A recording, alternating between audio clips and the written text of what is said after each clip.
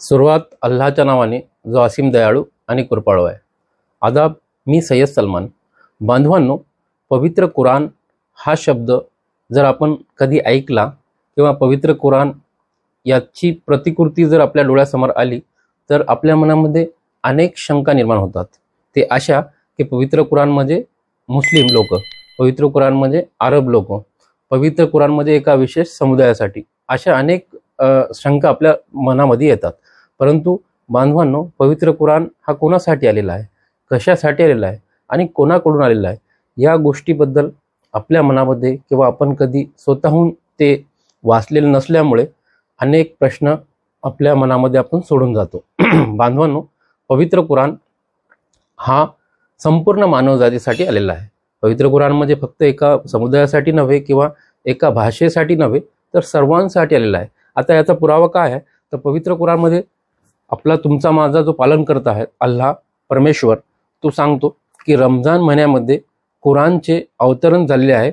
मानवजातीकरिता मार्गदर्शन व मार्गदर्शनाच्या सुस्पष्ट पुराव्यांनी समाविष्ट सत्य व असत्याची कसोटी आहे।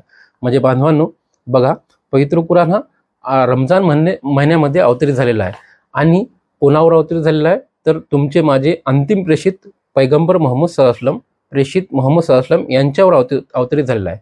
आणि कोणासाठी अवतरित झालेला आहे तर संपूर्ण मानवजातीसाठी। कुराणमध्ये वेळोवेळी अनेक वेळी हुदल्लिन नास याचा अर्थ होतो की लोक हो, हे लोक हो, हे लोक हो, याचा अर्थ होतो की सर्व लोकांसाठी आलेला आहे। फक्त मुस्लिम लोक किंवा मुस्लिम समाज जर आला असतं तर हे फक्त मुस्लिमांचं झालं असतं, परंतु पवित्र कुराण हा संपूर्ण लोकांसाठी आलेला आहे। पवित्र कुराणमध्ये अनेक वेळी आलेलं आहे की लोक हो, पालनकर्त्याचे भय बाळगा, लोक हो, आम्ही तुम्हाला एका स्त्री आणि एका पुरुषापासून निर्माण केले। याचा अर्थ असा होतो की पवित्र कुराण आपल्या सर्वांसाठी आलेला आहे।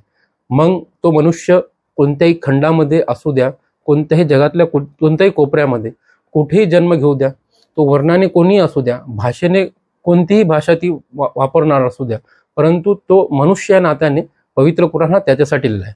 म्हणजे पवित्र कुराण हा आपल्या सर्वांसाठी आलेला आहे, परंतु आपण न वाचल्यामुळे, आपण त्याच्यापर्यंत न पोहोचल्यामुळे आपल्याला अनेक गोष्टीचा किंवा शंकांचा सामना करावा लागतो। बांधवांनो, पवित्र कुराणचा मुख्य विषय जो आहे म्हणजे त्याचा केंद्रीय जो विषय आहे तो आहे मनुष्य। म्हणजे मनुष्यानं कोणत्या गोष्टी करायला पाहिजे, कोणत्या गोष्टीपासून ते परावृत्त व्हायला पाहिजे, आपण या जगामध्ये जन्माला कशासाठी आलो, आपल्या जीवनाचा उद्देश काय आहे, आपण मेल्यानंतर कुठे जाणार, मेल्यानंतर काय होणार, परमेश्वर म्हणजे अल्लाह आपल्याला कोणते प्रश्न विचारणार आणि या जीवनाचं सार्थक काय आहे, या सगळ्या गोष्टी पवित्र कुराणमध्ये आहे। म्हणूनच बांधवांनो, हा एक जो प्रश्न होता तो आपल्या मनामधून काढून टाका की पवित्र कुराण हा एका विशेष समुदायासाठी आहे तर नव्हे, तर पवित्र कुराण हा संपूर्ण मानवजातीसाठी आलेला आहे। आणि पवित्र कुराण वाचणे हे आमचे सर्वांचे कर्तव्य आहे। त्यामुळे पवित्र कुराण एकदा तरी आपल्या जीवनामध्ये मराठी भाषेमध्ये, उर्दू भाषेमध्ये, प्रत्येक भाषेमध्ये आज पवित्र कुराण उपलब्ध आहे।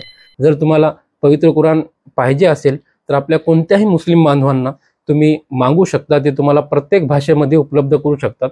आज प्रत्येक प्रादेशिक भाषेमध्ये पवित्र कुराण उपलब्ध आहे। तर बांधवांनो, कुराणविषयी ज्या कोणत्या शंका आहे त्या आपल्या मनामध्ये स्वतः वाचून तुम्ही दूर करू शकता। धन्यवाद।